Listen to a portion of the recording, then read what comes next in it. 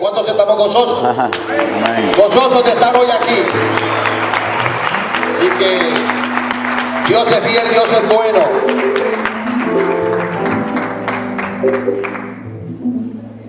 Sin más preámbulos, vamos a seguir con el servicio y vamos a llamar al pastor. Gloria a Dios. Amén. Que Dios lo use como lo tiene. Amén. Gracias, Dios. Gracias, hermano. Dios le bendiga. Amén. Gracias. Buenas noches, hermano. Que el Señor les bendiga grandemente. Estoy muy contento de volver a verles a todos ustedes. Creo que hay gente esta noche aquí que no estuvo en el culto anterior. Era la primera vez que venían, ¿sí o no? A ver, ¿cuántos están aquí por primera vez que no nos habíamos... Uy, un montón. Yo pensé que todos habían estado el otro día en el culto de... ¿Hoy qué día es? Hoy es jueves. No, hoy es viernes. ¿Cuándo fue el culto que... Es que ya, mire, el martes. A ver, levanten la mano los que no estuvieron el martes. Entonces no estuvo nadie. Bueno. Entonces, está bien, claro, con razón la cosa de tanta foto y tanta firma. Yo decía, pero si ya lo hicimos el martes, ¿para qué quieren otra foto el jueves o el viernes? Claro, ahora entiendo. Disculpen. Hermanos, es que ya llevamos mucho tiempo fuera de casa, ya uno ya no coordina más. Me hace mucha gracia cuando hay gente que se me acerca y me dice, pastor, ¿se acuerda de mí? Yo le escribí el año pasado. Digo, ya, hermana, yo sé que usted me habrá escrito, pero y 5.000 personas como usted también. Lo peor es cuando se me acercan y me dice, pastor, ¿se acuerda de mi nombre? Digo, a veces no me acuerdo ni cómo me llamo yo.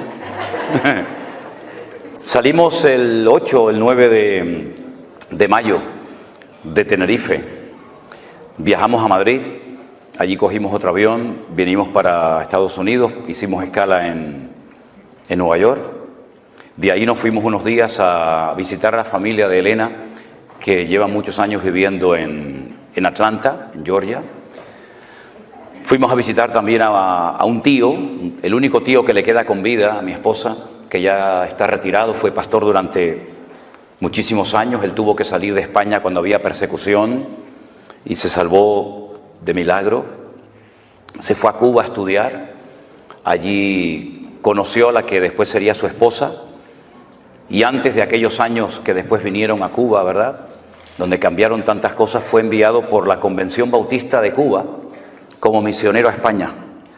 Y abrió diferentes iglesias en España, en el norte de España, en el sur, concretamente en una ciudad muy bonita, donde yo estuve en el ejército, estuve en la ciudad de Cádiz, y esa iglesia que él había fundado muchísimos años atrás, resulta que un día de paseo entro a esa iglesia y estaba allí Elena, que había ido de vacaciones a esa iglesia. Fíjate las vueltas que da la vida, ¿no?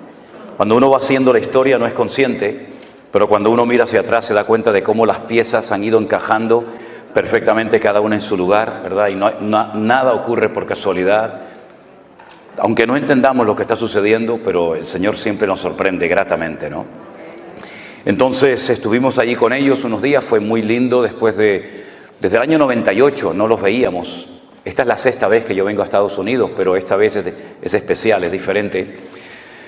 Y de ahí nos llevó un hermano en su coche, en su vehículo, nos llevó hasta Florida. Y allí estuvimos en Orlando, haciendo cultos, celebrando cenas en hoteles, conociendo también a muchísimos hermanos. Bajamos después a Miami, donde también fue un tiempo muy lindo, muy hermoso. Y ya que estábamos allí, pues cogimos el avión y nos fuimos hasta México. Y allí en México estuvimos visitando muchísimos hermanos y llevando a cabo una serie de reuniones y bautismos y presentación de niños y creo que también alguna boda, no me acuerdo. Y después de México, pues cogimos un avión y nos fuimos a Las Vegas. En Las Vegas ya tenemos un local. Fíjense, el primer sitio de todos los Estados Unidos donde hemos abierto ya una iglesia presencial es en Las Vegas. Allá hay un grupo de hermanos. En Sodoma y Gomorra ya abrimos la iglesia. ¿Ya le parece? Donde abunda el pecado, sobreabunda la gracia. Ustedes no tienen iglesia en Las Vegas, ¿no? Nosotros sí les ganamos. No, broma. Y esto no es una competencia, ¿eh? Y después de Las Vegas nos fuimos en coche conduciendo un montón de horas hasta San Francisco. Nos encantó San Francisco. Me decía el hermano Jeremías, que es uno de los colaboradores, junto con otras hermanas que están aquí esta noche con nosotros, que quería conocer de San Francisco. Y le digo, mira, yo quiero conocer de San Francisco 2 sitios. Quiero ver el Golden Gate, el puente, que ahí hice un par de devocionales, no sé cuántos lo vieron. Estaba a la mitad nublado, estaba con niebla, pero me hacía mucha ilusión de estar allí, ¿no? En el puente de San Francisco, ¿no? Y le dije, mira, y a mí me hace mucha ilusión, incluso hasta si me dejas allá a dormir, me quedaría. Dice, ¿a dónde quieres ir? Digo, a la isla de Alcatraz. Y me llevaron a la isla de Alcatraz. Fuimos a la isla de Alcatraz, impresionante, tremendo. Bueno, esas cosas que uno tiene, ¿no? Que te hace ilusión verla, todo aquello. Yo fui capellán de una cárcel en Tenerife durante 7 años y me siento muy bien en las cárceles de visita, ¿no? Me refiero, ¿no? Y después de ahí bajamos a Los Ángeles. Estuvimos en la iglesia del Pastor Arenas, que usted, pastor, lo conoce. Nos trató muy bien, su familia, la iglesia, extraordinario. Y de ahí ya cogimos un avión y nos vinimos para acá. Y esta es la última parada del camino. Ya Dios mediante, el día lunes salimos rumbo a Madrid. Y en Madrid, después de unas horas, cogemos otro avión para Tenerife. Y ya la expectativa, porque mi hija mayor, que no ha venido con nosotros, Priscila, que algunos de ustedes a lo mejor conocerán, con su marido, pues están esperando su primer hijo y nuestro primer nieto. Yo no sé lo que se siente cuando uno es abuelo, pero bueno, ya veremos a ver qué pasa. Ya veremos. Y estamos gratamente sorprendidos por todo lo que el Señor ha hecho. Yo tengo que admitir y reconocer y pedirles perdón a todos ustedes públicamente, porque durante los días del confinamiento, cuando estábamos cerrados, y yo creía firmemente que nadie nos estaba viendo ni escuchando, que estaba predicando a un salón de sillas vacías. Y varias veces tuve la tentación hasta de parar la predicación, porque decía, Señor, ¿qué estamos haciendo aquí? ¿Quién nos está viendo? ¿Quién está escuchando? Me di cuenta de que en aquellos tiempos en los que atravesamos aquel desierto, porque aquello fue un desierto totalmente, ¿verdad? Nos dimos cuenta tiempo después de que el Señor estaba usando esas palabras, esos cultos, esos mensajes para ganar a miles de personas. Y ha sido una obra invisible, por lo menos para nosotros. Ustedes juegan con ventaja, ustedes nos ven a nosotros, saben si somos altos, bajos, si vamos bien vestidos, mal vestidos. Ustedes lo saben todo de nosotros. La gente dice, oye, ¿cómo está fulano? ¿Cómo está mengano? Digo, ¿pero ustedes cómo saben eso? Y dice, nosotros lo sabemos todo. Yo no sé nada de nadie, pero ustedes lo saben todo de nosotros, porque lo contamos todo. Y nos hemos dado cuenta de que el Señor hizo una obra maravillosa. Para muchos el concepto en sí mismo de la iglesia virtual ya les choca, les sorprende, porque yo sé que no estamos habituados a hablar en esos términos, ni a ver el poder y el mover de Dios a través de las redes sociales como lo hemos visto y lo seguimos viendo cada día, pero realmente el Señor es increíble. Hemos cantado esta noche varias veces, cuán grande eres tú, cuán grande es el Señor. Y es que efectivamente nuestro Dios es mucho más grande de lo que tú te puedas imaginar. Ni nuestros cánticos, ni nuestras alabanzas, ni nuestros aplausos nos pueden hacer entender, por lo menos en este momento, mientras estemos en este planeta Tierra, lo grande y lo poderoso y lo magnífico que es nuestro Dios. Pero a la misma vez, ese Dios tan inmenso, tan indescriptible para el lenguaje humano, se ha reducido, por decirlo de alguna manera, se ha acercado a nosotros en forma de hombre, con carne y hueso, y habitó entre nosotros, y pudimos ver su gloria. Y cuando caminaba por las calles de Israel, partió el rumbo de la historia en dos. Mira que hubo grandes profetas en la antigüedad, ¿verdad? Podríamos hablar de Jeremías, de Isaías, de Daniel, pero ninguno de ellos se pudo comparar jamás a la personalidad, a la figura de nuestro amado y querido Salvador, el Señor Jesús. Porque Él, mis queridos hermanos, dejando toda la gloria, dice que se despojó y se anonadó. Esa es lo que dice la versión 1909, la nuestra Reina Valera del 60, en ese sentido no tradujo bien el término. Dijo que se despojó, pero yo me puedo despojar de la chaqueta, pero seguir vestido. Pero Él se anonadó, lo cual significa que se hizo nada, ¿verdad? Y tomando forma de siervo, podía haber tomado forma de rey, de conde, de duque, de marqués. Tomó forma de siervo. Y estando en la condición de siervo, de hombre, se humilló a sí misma hasta lo máximo. Ya no podía bajar más. Y dice que estando en la condición de hombre, se hizo obediente, porque tú te puedes hacer hombre, pero ser un desobediente, un rebelde. Pero él decidió, él optó a hacerse hombre obediente hasta la muerte, eligiendo la peor muerte de todas las que se han inventado por la raza humana, que es la muerte de cruz. ¿Qué les parece? Un descenso de la gloria al sepulcro. Pero a continuación dice el apóstol Pablo en la carta de los Filipenses: por lo cual, viendo este descenso, por lo cual Dios le exaltó hasta lo sumo y le dio un nombre que es sobre todo nombre, para que en ese nombre se doble toda rodilla de los que están en el cielo, en la tierra y aún debajo de la tierra, y toda lengua confiese que Jesucristo es el Señor. Den un fuerte aplauso a Él, aleluya. Ese es nuestro Dios, a Él la gloria en esta noche, aleluya. Pero, aunque no voy a hablar de este tema, pero sí quiero, como me dijo el pastor Noris hace un rato, dice: puedes alargarte esta noche un poco más porque mañana es sábado y la gente no trabaja. Entonces dije, esta es la mía. Esta es la mía, amigo. Se hizo siervo, pero es que no todos los siervos en la Biblia eran iguales. Hay diferentes tipos de siervos en la Biblia. Estaba el que se llama el ecónomo. Un ejemplo de un siervo ecónomo, que la Biblia en el Nuevo Testamento lo llama el ayo, el maestro, fue José. José era un ecónomo, un hombre que adquirió toda la responsabilidad de la casa de su amo Potifar. Era un siervo, era un esclavo, pero con privilegios. Sabía leer, sabía escribir y tenía responsabilidades por encima de otros siervos. Qué curioso, para sus hermanos José era una amenaza y para José era una bendición. ¿Cómo es posible que a veces tú para algunos hermanos seas un peligro y para los inconversos seas un instrumento tremendo en las manos del Señor, verdad? Unos lo venden y otros lo compran.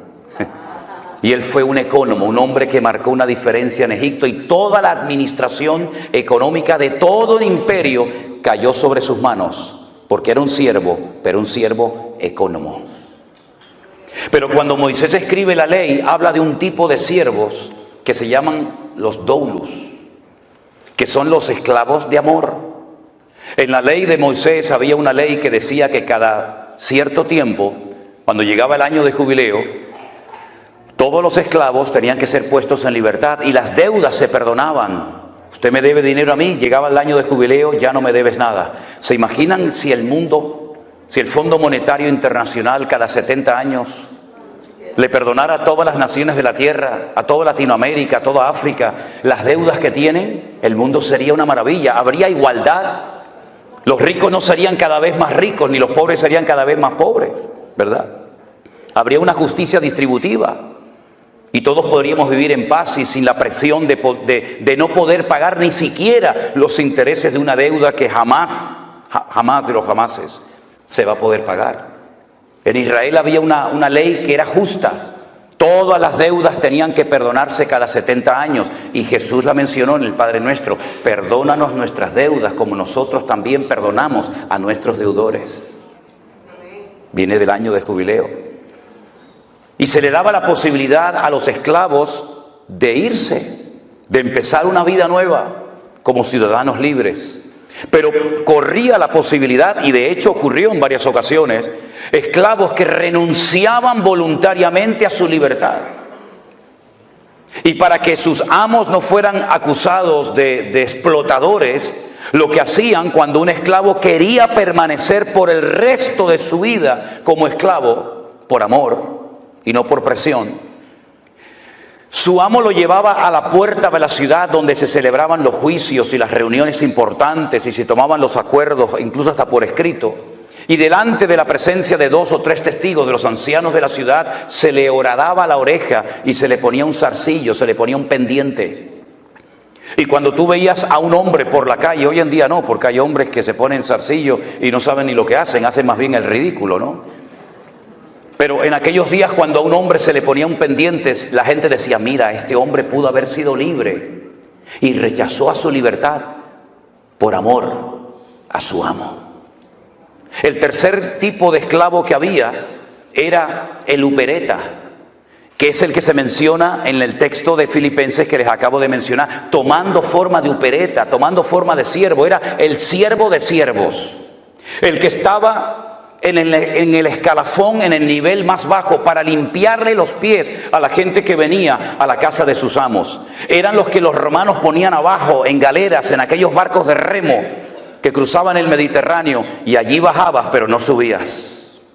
Allí te encadenaban y morías reventado. Allí no había vacaciones, no había misericordia, no había descanso. Allí el que bajaba no subía.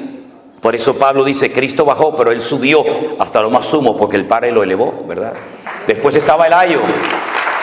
El ayo es el que menciona Pablo. Dice que la ley, la Torá de Moisés fue nuestro ayo, es decir, fue como un instrumento que nos llevó para conocer a Cristo. Y una vez que conocimos a Cristo, la ley ya dejó de cumplir su función, ¿verdad? Y el ayo era el siervo culto que sabía leer, que sabía escribir, y se utilizaba para entrenar al heredero. Y dice que mientras el heredero estaba bajo el ayo era superior a él, pero cuando el heredero crecía, ya el ayo no tenía ninguna función, ninguna razón de ser. Entonces vemos cómo en la Biblia hay distintos niveles, pero no solamente de servicio, sino también hay niveles de fe. Había personas a las cuales el Señor le decía, grande es tu fe. En todo Israel no he encontrado a nadie que tenga tanta fe como tú. Pero sin embargo a otro de sus discípulos le dijo, hombre de poca fe, ¿por qué dudaste? Y dice que cada uno tiene que moverse según la medida de fe que ha recibido. Y hay diferentes operaciones, y hay diferentes ministerios, y hay diferentes manifestaciones del fruto del Espíritu Santo que mora en nosotros, y hay diferentes dones. Primera de Corintios 12, Romanos capítulo 12, nos hablan de los únicos dones que hay. A mí me llama la atención que a veces la gente dice, yo tengo el don de no sé qué. Yo digo, ¿y eso dónde está? Yo tengo el don. Digo, eso no es un don, señora o hermana. Eso es una habilidad que usted aprendió. No es un don tocar la guitarra. Para aprender a tocar la guitarra usted tiene que estar años y sacar callos en sus manos. Eso no es un don, eso es un talento, es una habilidad. Un don es algo que usted tiene de la noche a la mañana sin aprenderlo, sin adquirirlo. Pero un talento es algo que usted puede ir cultivando y desarrollando con el paso del tiempo. No, yo tengo el ministerio de limpiar la iglesia. Eso no es un ministerio. No me digan. No. Bueno, vamos a dejarlo ahí porque se van a enfadar conmigo algunos. Y yo no venía a hablar de esto esta noche. Cierre sus ojos un momentito, vamos a orar, porque yo creo que el tema que tengo esta noche para compartir con ustedes, que es un estudio predicado, creo que nos puede hacer mucho bien, y espero que la palabra del Señor nos hable y nos ministre en esta noche. Yo voy a pedirle al hermano Luis, si es tan amable, hermano, venga un segundo. Haga una oración para que la palabra que el Señor hoy puso en mi corazón, que compartiera con todos ustedes, sea de bendición para la iglesia y para todos los que posteriormente la van a escuchar. Oramos, hermanos. Padre Dios, gracias. Delante de tu presencia, reconociendo, Señor, tu poder. Gracias. Gracias, Dios mío. Todo lo que tenemos, todo gracias, Señor. Por tus méritos, Señor. Aleluya. Te damos las gracias, Señor, porque enviaste al Espíritu Santo. Amén.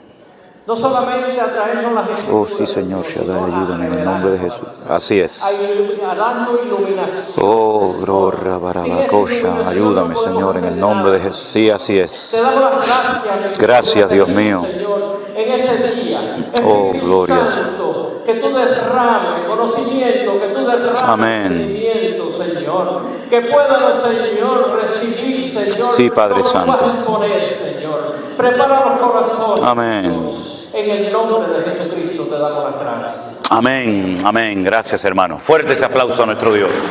Aleluya. Gloria a Dios. Antes que se me olvide, yo dije que en marzo del 2020 estuvimos pasando un desierto. Todos estuvimos en cierto sentido, unos más, otros menos, pasando un desierto, ¿verdad? Veíamos las iglesias vacías, por lo menos yo, las sillas vacías, pero cuando un día descubrí el significado de la palabra desierto en hebreo, ese día me empecé a gozar de una forma tremenda. ¿Quieren que se lo comparta un momentito? Sí, ok. Si no quieren me lo dicen, Yo tengo otras cosas que decirles, pero Los libros de la Biblia, en nuestra Biblia, lamentablemente, digo lamentablemente con todo respeto, no recibieron el nombre que el Señor les puso. Por eso nos perdemos mucha bendición simplemente por leer el título del libro que no se llama así en hebreo. Tenemos un libro que se llama el libro de Números. Y uno dice, bueno, números, sí, porque hubo un censo. No, pero espere. El libro de Números en la Biblia se llama el libro de Bamidbar. Diga conmigo, Bamidbar. Significa literalmente en el desierto. El libro de Números en hebreo se llama en el desierto. Bamidbar. Y usted dice, bueno, ¿y? Pero escuche, hay 3 letras dentro del concepto, dentro del término Bamidbar o desierto, que significa hablar. Dabar, la palabra dabar, el verbo dabar es hablar. Anile daber, atale daber, dabar es hablar. Y la palabra hablar está en el desierto, lo cual quiere decir que el sitio donde más habló el Señor fue en el desierto. Así que cuando esté atravesando un desierto, dele gloria a Dios, porque es el lugar donde más habló el Señor. Más que en Canaán, habló en el desierto. Gloria a Dios. Bueno, ahora nos vamos al libro de Bereshit, que es el libro del Génesis. Bereshit tiene 6 letras y son la unión del verbo bara, shit. Bara es el verbo crear, no hacer, crear. Shit es el número 6 en hebreo. Creó 6. Y en el libro de Bereshit, o en el libro de Génesis, en el capítulo 9, se relata una historia muy, muy interesante. Mientras buscan el texto, permítame decirles que si uno quiere analizar y estudiar uno por uno los 613 mandamientos que aparecen en lo que llamamos nosotros el Pentateuco, o el Humash en hebreo, que viene del número Hamesh de 5, la ley de Moisés, uno va a encontrar que hay exactamente 613 mandamientos. ¿Cuántos hay? Y todos los días, observando, conociendo la cultura de Israel, tú ves el 613 por todos lados. Por todos lados. Miren, cuando yo voy a Israel, y espero que algunos de ustedes, ya algunos me han dicho que van a ir conmigo este año, cuando ustedes llegan allí se van a dar cuenta que yo tomo mucho un zumo, un jugo, que es de Rimón, ¿cómo se llama? De granada. ¿Sabéis lo que es la fruta, la granada, no? Bueno, ellos parten la granada a la mitad, la meten así en una máquina, la exprimen y te dan un zumo de granada que a mí particularmente me gusta muchísimo. Las granadas de Israel, cuando usted las parte a la mitad y empieza a sacar las semillitas esas rojas que lleva dentro, las pone todas encima de una mesa, de un plato, de un vaso, y usted va a contar 613. Bueno, será casualidad, vamos a coger otra, pártela a la mitad, saca 613. Puede partir 1000 granadas y todas ellas tienen dentro 613 semillitas. Pero eso se ve por todos lados, por todas partes se ve. Y cuando uno analiza uno por uno los mandamientos, los 613 mandamientos, que son muy interesantes, pero te lleva años estudiar cuántos mandamientos hay en Génesis, en Éxodo, en Levítico, etcétera, etcétera, tú te das cuenta de que tú los puedes clasificar en grupos. Por ejemplo, hay un grupo de mandamientos que se dieron para recordar cosas del pasado. Esa es la finalidad de dicho mandamiento.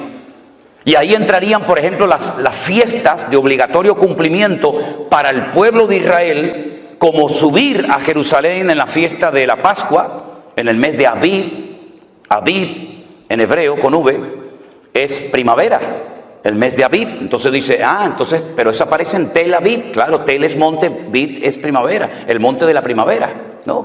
Entonces, en el mes de Abib, entre marzo, abril generalmente, tienen que subir a Jerusalén a celebrar la fiesta de la Pascua. Y 50 días después, la fiesta de Shavuot o Pentecostés, y finalmente la fiesta de los tabernáculos. Y había un mandamiento que era para recordar cosas. El Shabbat, el único día de la semana que tiene nombre. En hebreo no hay lunes, martes, miércoles, no. En hebreo es día primero, día segundo, día tercero, día cuarto, día quinto, día sexto y Shabbat. Shabbat, Shevet, siéntate. Shevet, siéntate. Shabbat, quédate quieto, no te muevas. Eso es lo que significa, ¿verdad? Y hay mandamientos que son para recordar permanentemente cosas que Dios hizo. Hay otro tipo de mandamientos que no entran dentro de una lógica. Uno dice, bueno, ¿y esto por qué lo mandó Dios? No lo puedes entender, pero Dios lo mandó para probar tu fe y tu obediencia.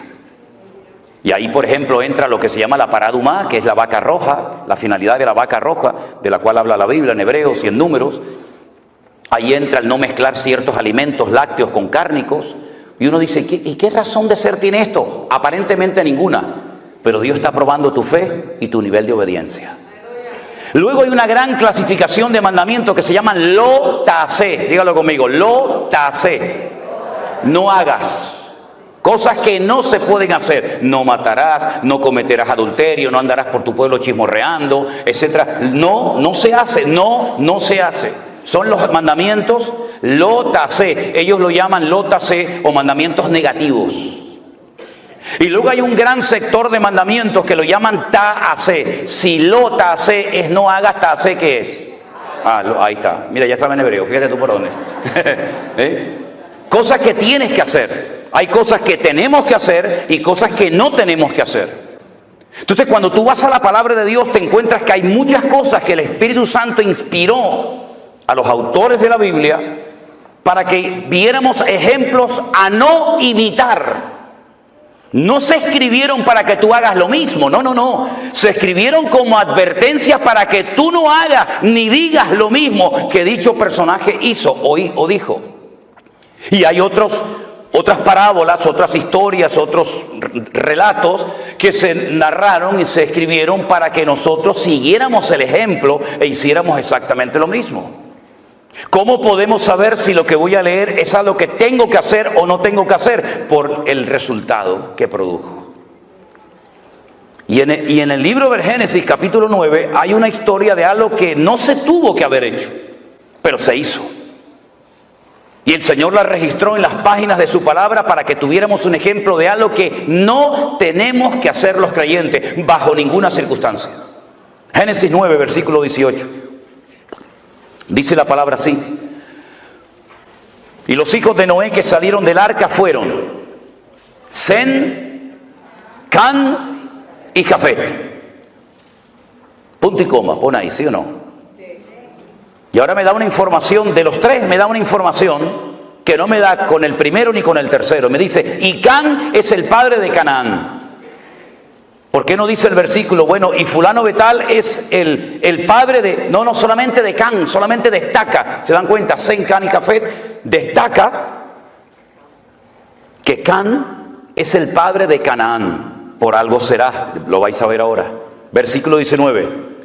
Estos tres son los hijos de Noé y de ellos se llenó toda la tierra.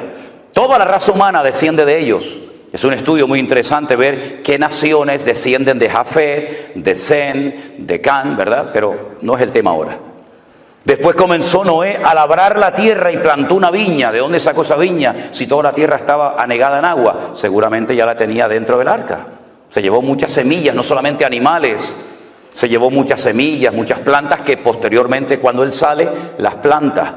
Entonces él planta una viña y bebió del vino y se embriagó y estaba descubierto en medio de su tienda. Para los que no sepan, yo creo que esto es algo que todo el mundo sabe, pero simplemente a modo de información. Si usted planta una viña y usted coge las uvas y las pisa y saca el jugo, el vino, si usted lo mete en una barrica de madera o de lo que sea, usted no tiene que meterle alcohol a eso. Eso fermenta y eso ya lleva el alcohol incorporado. Por eso cuando dice la gente, no, es que los discípulos y Cristo no bebían vino con alcohol, eso es mentira. Eso es rotundamente falso. Hay solamente dos formas, y yo he hecho una de ellas. Solamente hay dos formas de extraerle el alcohol, en este caso al vino, y es por un proceso químico que se hace en un laboratorio y se extrae el alcohol de una copa, de una botella de vino, o por envasado al vacío. Si usted no le extrae el alcohol al vino y si usted no lo envasa al vacío, eso que usted pisa sí o sí lo va a ver que hierve y al poco tiempo eso tiene alcohol. Eso es así. Y entonces Noé lo que hace es que planta una viña y se ve que Porque esto que leemos en unos minutos, esto llevó mucho tiempo, plantar una viña, crecer, ¿verdad? Plantarla, cultivarla, pisarla, elaborarla, eso llevó mucho tiempo, pero la Biblia te relata condensadamente la historia y dice que él bebió de ese vino, se embriagó y estaba totalmente descubierto en medio de su tienda.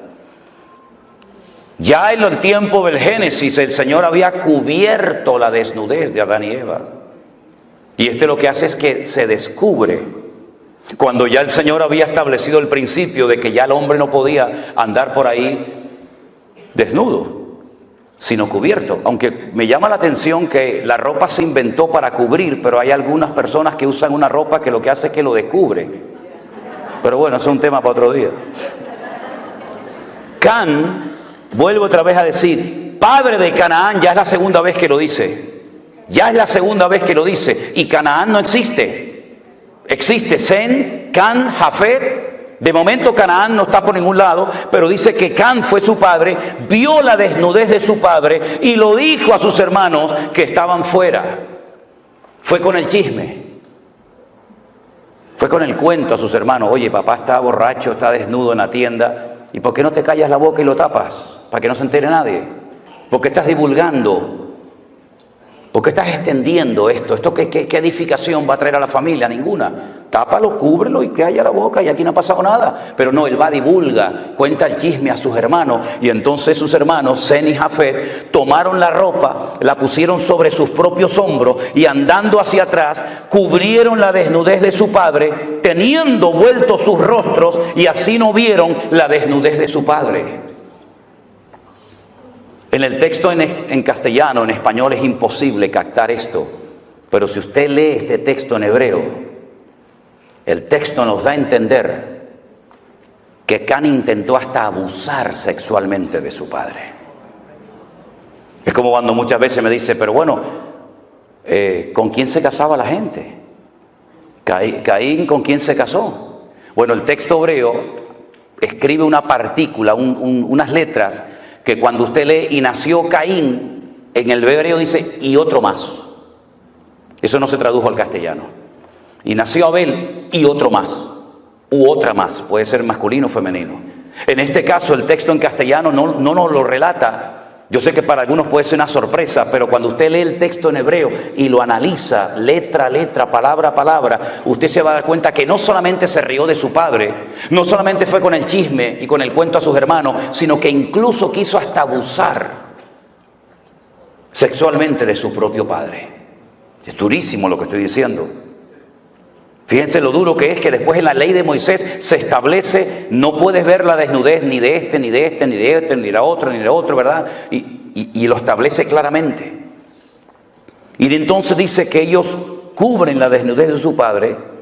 Y me llama mucho la atención, déjenme que les lea este versículo que dice, tenemos una hermana pequeña que no tiene pechos. Usted dice, ¿usted está leyendo la Biblia? Sí, claro. Estoy leyendo en Cantares capítulo 8, para que no se asusten. Tenemos una hermana que no tiene pechos. ¿Qué haremos de nuestra hermana cuando pregunten por ella? Bueno, tal vez tenía un defecto, tal vez era falta de desarrollo, de madurez, pero van a preguntar por ella y van a decir, ¿a la niña qué le pasa? ¿Qué le pasa al niño? No, le pasa algo, ¿no? Y entonces, de una forma poética, en literatura poética hebrea dicen, si ella es un muro, edificaremos sobre ella un palacio de plata. Y si fuera una puerta, la guarneceremos, la adornaremos con tablas de cedro. En otras palabras, vamos a hacer todo lo contrario a lo que hizo Can, que fue con el chisme y con el problema, el pecado que había cometido su padre. Nosotros vamos a cubrirla. No encubrir. Encubrir dice que el que encubre no prosperará. Pero el amor cubrirá multitud de pecados. Parece lo mismo, encubrir a cubrir. No es lo mismo. El que encubre no prospera, dice la Biblia. Pero el amor nos permite cubrir la falta del hermano, que no se entere nadie. Oye, déjalo, no pasa nada. ¿Estás arrepentido? Busca al Señor, sí, amén, ya está. Queda entre tú y yo, ya está. Usted sabe que la mejor manera de divulgar una noticia es contársela a un cristiano evangélico. Eso ni el WhatsApp, ni el Facebook, eso corre como la pólvora. Cuando se despierta Noé, porque tarde o temprano se tenía que despertar, se despierta de su embriaguez y supo lo que había hecho su hijo más joven. Se enteró. Y entonces hace Noé algo, dice algo que no es un ejemplo a seguir. Ya dije antes que hay ejemplos a no seguir, a no imitar, y ejemplos a imitar. Y en este caso, cuando este hombre se despierta, sale de su embriaguez, dice: maldito sea Canaán. Y aún no había ni nacido. Salieron del arca Sem, Can y Jafet. No se habían reproducido en el arca. Él está hablando de un personaje que aún no había nacido, y antes de nacer ya lo maldice. Canaán. ¿Quién era Canaán? El hijo de Can, por consiguiente el nieto de Noé. Lo maldice, y la maldición es la siguiente: siervo de siervos serás a tus hermanos. No vas a levantar cabeza nunca, vas a ser un criado, un siervo de todo el mundo. Y dijo más: bendito sea por Jehová mi Dios, sea Sem, y sea Canaán su siervo. Engrandezca el Dios a Jafet, y habita en las tiendas Sem, y sea Canaán su siervo. Vivió Noé después del diluvio 350 años, y fueron todos los días de Noé, ¿cuántos? 950 años, y murió. Y uno dice: ¿cuántos años? No se preocupe, que aún hubo uno que vivió más. 969 vivió en Matusalén, 19 años más que este. ¿Qué le parece? Lanza una maldición. ¿Hizo bien en decir aquello? No. Pero marcó el destino de Canaán. Y yo les pregunto a todos ustedes que ya son conocedores de las Escrituras: ¿cómo se llamaba el país al cual el Señor quiso llevar a su pueblo de Egipto, cruzando el desierto, rumbo a dónde? A Canaán. Qué curioso, ¿no? La gente de ese país, los cananeos, que no eran originarios de Canaán, por ejemplo, los filisteos vinieron de Europa. Sí, los famosos filisteos, los enemigos acérrimos del pueblo de Israel y de David y de Saúl, eran de la isla de Creta, la que después pastoreó, ¿se acuerdan? La iglesia en Creta, Tito. Ellos fueron de Creta y ocuparon toda la costa mediterránea de Israel, de tal manera que ellos controlaban el comercio que entraba y salía. Ellos todavía en aquellos tiempos dominaban las 5 ciudades de los filisteos. Por eso ahora entiende por qué David cogió 5 piedras. Porque ellos controlaban desde, apréndanse estos 5 nombres: Gaza, Ashkelon, Asdod, Ecrón y Gat. ¿Lo dice conmigo? Gaza, Ashkelon, Asdod, Ecrón y Gat. Entonces, ¿este de dónde es? No, este es de Gat. Dame 5 piedras por si acaso vienen los 4 detrás y me los cargo también a los 4. ¿Qué te parece? No era por si fallaba la puntería, no, yo le voy a acertar porque es tan grande que es imposible no darle. Es por si vienen los otros 4, el de Gaza, el de Askelón, ya de paso también ya los paso y me los llevo. Ahora fíjense qué interesante. Allí estaban los filisteos, allí estaban los moabitas, los amonitas. Allí estaban todos los cananeos cuando el Señor quiso trasladar a su pueblo de la esclavitud a una tierra de maldición. Y uno dice: pero los cananeos eran malditos, ¿por qué Dios no los llevó a otra parte del mundo? Porque el Señor quería que su pueblo cambiara la tierra y no que la tierra los cambiara a ellos. Porque nosotros somos de este mundo, vivimos en este mundo, pero no somos de este mundo. Y no es el mundo el que tiene que afectar y cambiar la vida de la iglesia, sino la iglesia cambiar las modas y la corriente de este mundo. Y cuando la iglesia no se mete en el mundo se mete en la iglesia, que es lo que lamentablemente ha sucedido. Entonces encontramos que los cananeos están bajo una maldición. Todos los cananeos, por supuesto el primero Canaán, pero luego todos los demás. Qué curioso. Yo en el fondo lo que quiero hablar en esta tarde y despejar dudas es el famoso tema de las maldiciones. Porque me he encontrado con centenares de preguntas hace unos meses atrás de creyentes, gente nacida de nuevo, que estaban asustados y preocupados por el tema de las maldiciones, si se pueden heredar o no. Y algunos me citaban parte de Éxodo capítulo 20. ¿Saben que Éxodo capítulo 20 es de los 2 capítulos que hay, Deuteronomio 5, Y Éxodo 20, donde aparecen los 10 mandamientos, ¿verdad? Y el Señor le dice que al pueblo de Israel que Él visita la maldad de los padres sobre los hijos hasta la 3ª y 4ª generación. Y me citaban así el texto y yo les decía, no lo mutile, no lo corte, siga. No lo corte, siga citándolo. De los que me aborrecen, que no es nuestro caso, hermanos. Dios visita la maldad de los padres sobre los hijos hasta la 3ª y 4ª generación de los que me aborrecen. Pero para 1000 generaciones será bendita la generación del justo. ¿Y cuánta gente vive bajo esa opresión? Y asustados y con miedo. ¿Será que yo estoy maldecido porque mi abuelo le pegó? ¿O mi abuelo fue un alcohólico? ¿O mi madre fue...? ¿Pero qué está diciendo? ¿Quién le enseñó esa barbaridad, esa locura? Yo voy a ir despejando con la palabra, no con argumentos humanos. Yo no vengo aquí a entretenerles a ustedes, yo vengo aquí a predicar la palabra de mi Dios. Y yo le voy a ir despejando con la palabra falsos argumentos y falsas posturas teológicas que han hecho mucho daño al pueblo de Dios. Ya le acabo de mencionar que Dios visitaba la maldad sobre los padres, sobre los hijos de los padres hasta la 3ª y 4ª generación de los que me aborrecen. Por lo tanto, el creyente, el nacido de nuevo, el que es templo del Espíritu Santo, el que ha pedido perdón por su pecado, ahí no tiene por qué sentirse aludido. Porque usted no aborrece al Señor, que yo sepa, que yo sepa. Ahora, si hay alguien aquí que aborrece a Dios, agárrate, mi hermano. O bueno, más que mi hermano, mi amigo. Porque hermanos no. Resulta que cuando llegan a la tierra de Canaán, que no es Israel todavía, bueno, a veces se le cita como la tierra que fluye leche y miel, ¿sí? Para no mencionar lo de Canaán, Israel todavía no se llamaba la tierra que fluye leche y miel. Y entonces la gente dice, oye, pues si fluye leche y miel, allí tiene que haber vacas por todos lados.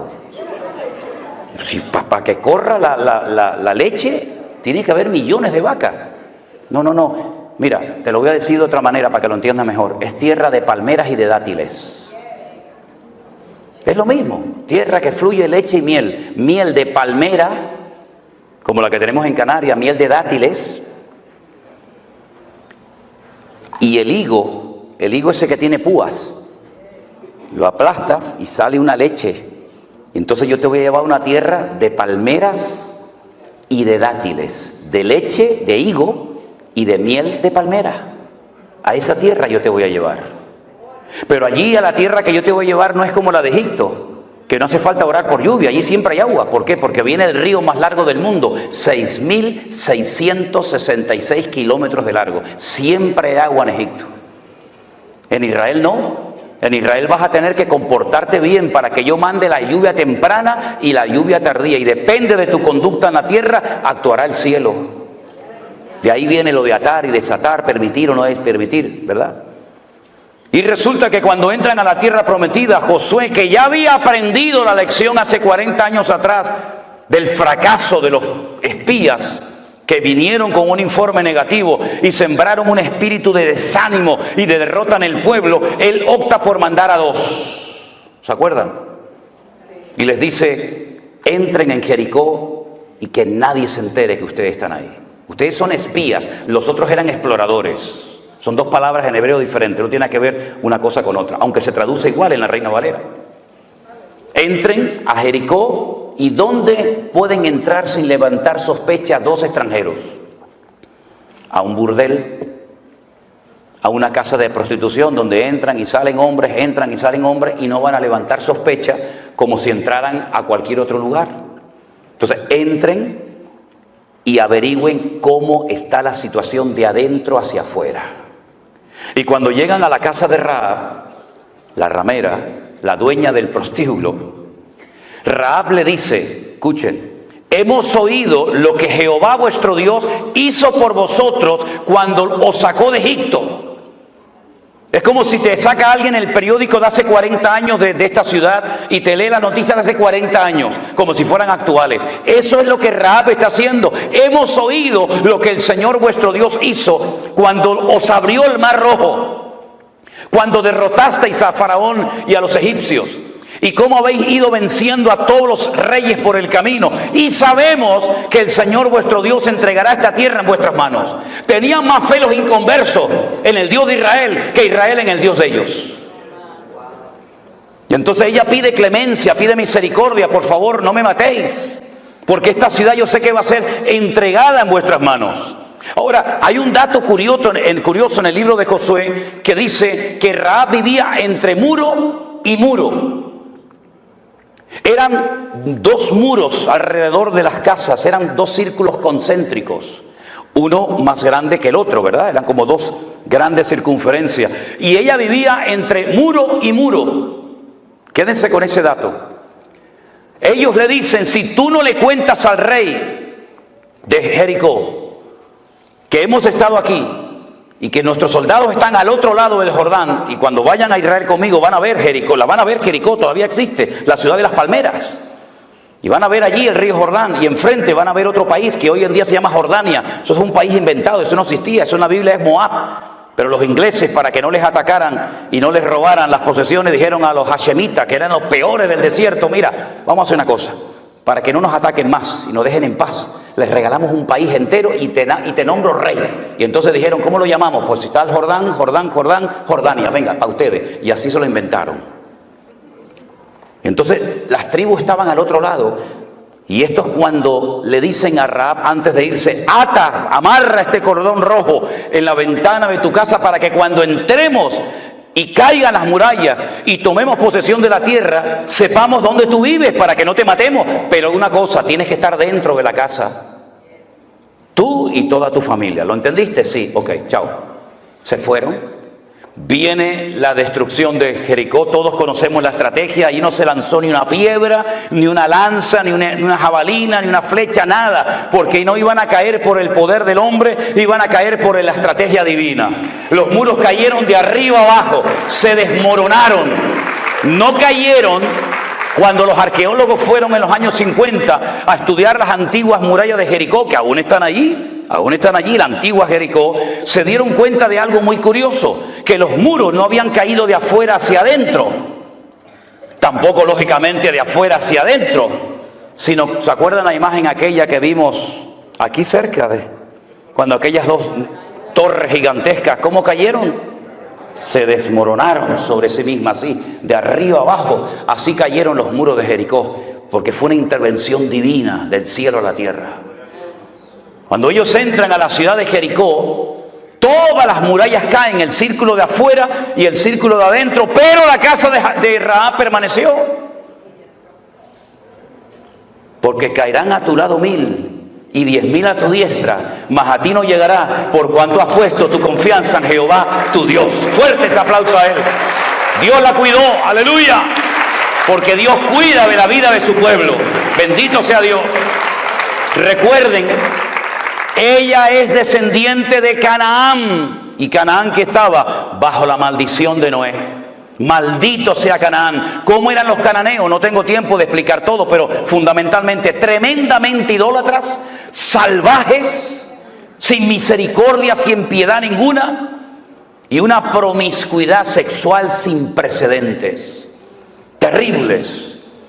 Todo valía, sin especificar detalles, todo valía en la cultura, en la idiosincrasia, en la mentalidad cananea. El sexo era lo más importante en la vida de esa gente, y lo mezclaban con la idolatría, y tenían a Baal Peor y tantos dioses que, bueno, que si yo les digo cómo los adoraban, nos terminaríamos todos escandalizando en esta noche. Esta mujer se convirtió, diríamos en un término cristiano para que nos entendamos, y ella dice en la Biblia que se casó con uno de los espías, que se llamaba Salmón. No que se casó con un pescado, a ver si me entiende.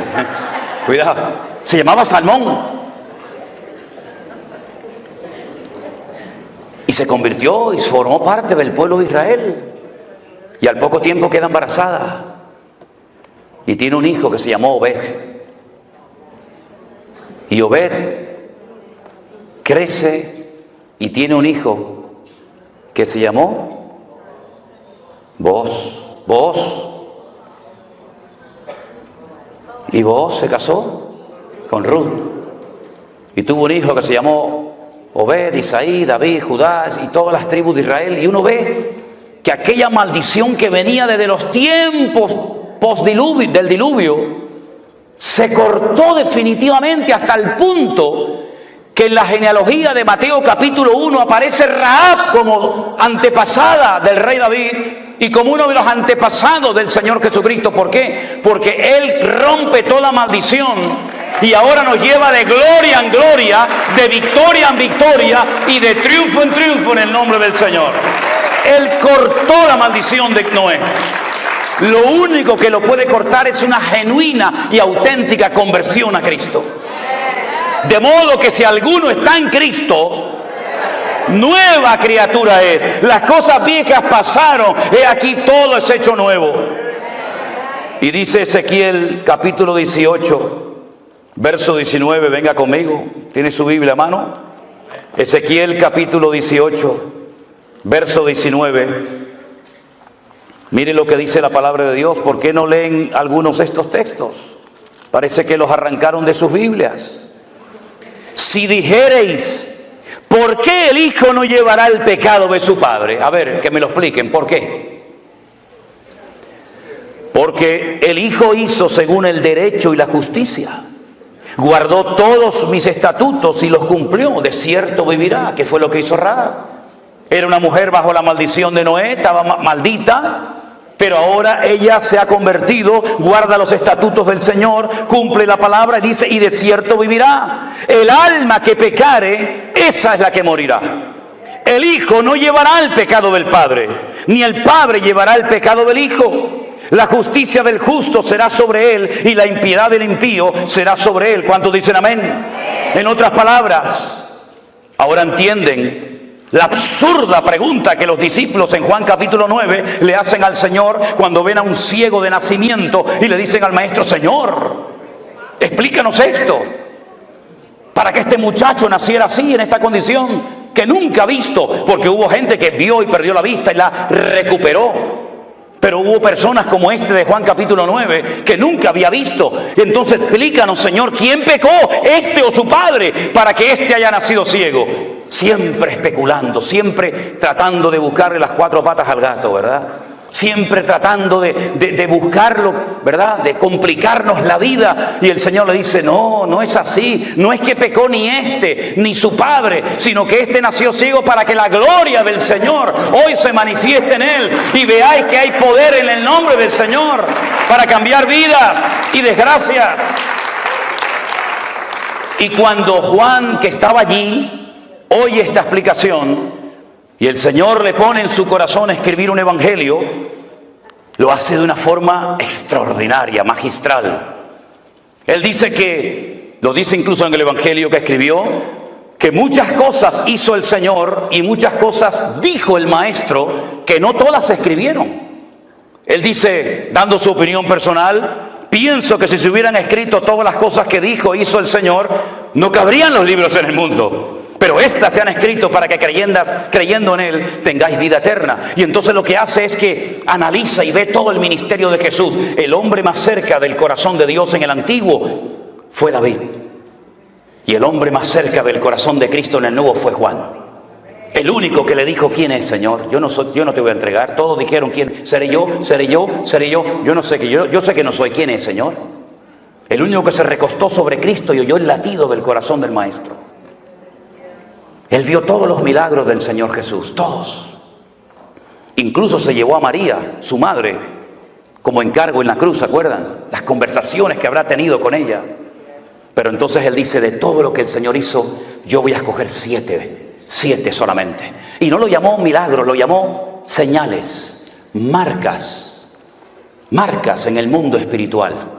Y entonces en el capítulo 2, 4, 5, 6, 6, 9, 11... Él es como si tuviéramos 7 cámaras de filmación, 7 cámaras de vídeo grabando en esta noche aquí, y después juntáramos todo el material de las 7 cámaras, la que está allá arriba, la que está por los costados, la que está enfrente, juntáramos todo el material y lo pudiéramos ver. La pregunta es: ¿cuál de las 7 proyectó la verdad? ¿Aquella?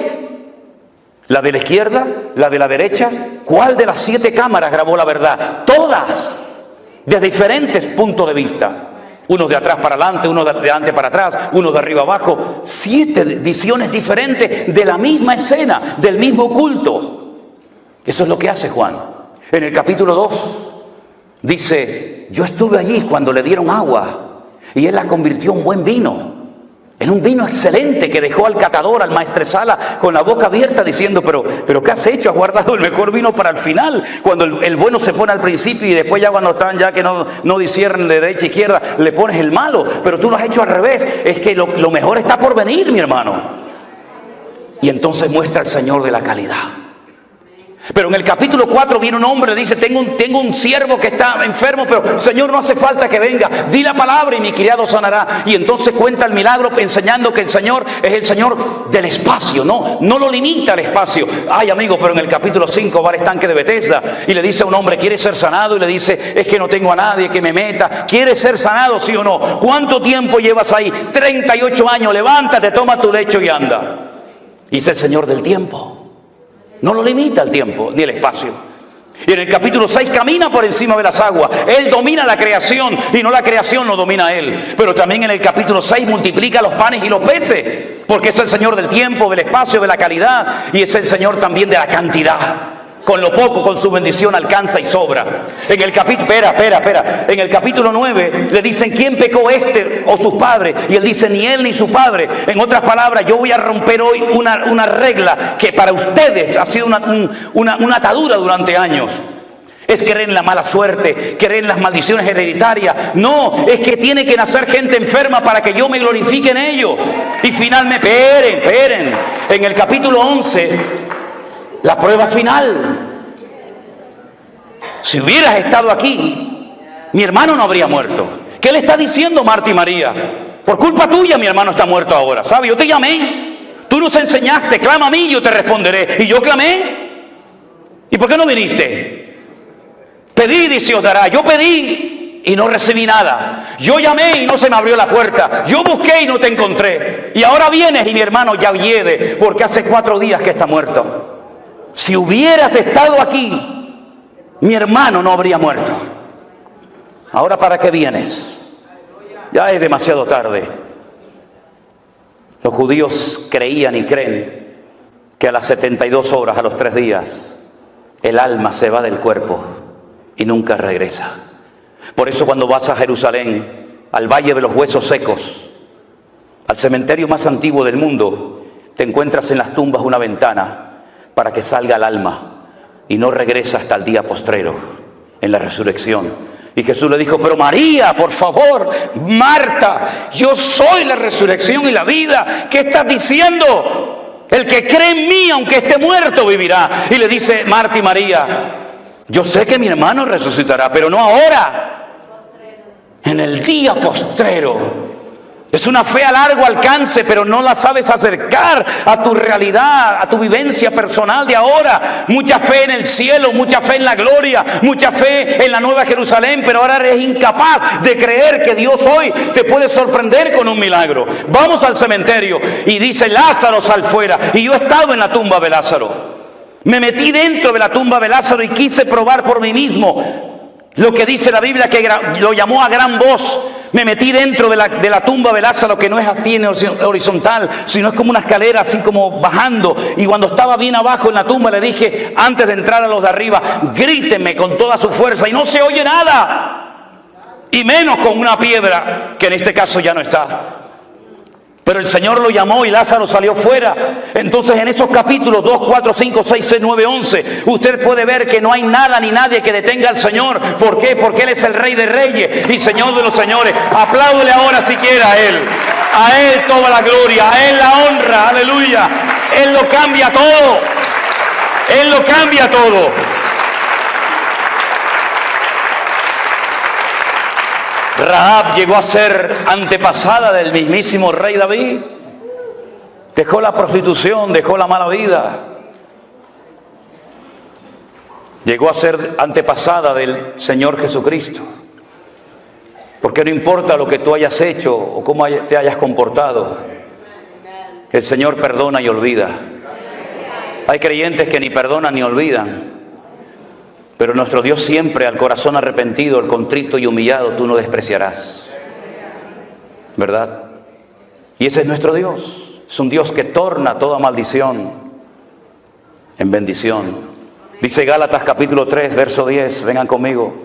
Gálatas capítulo 3, versículo 10.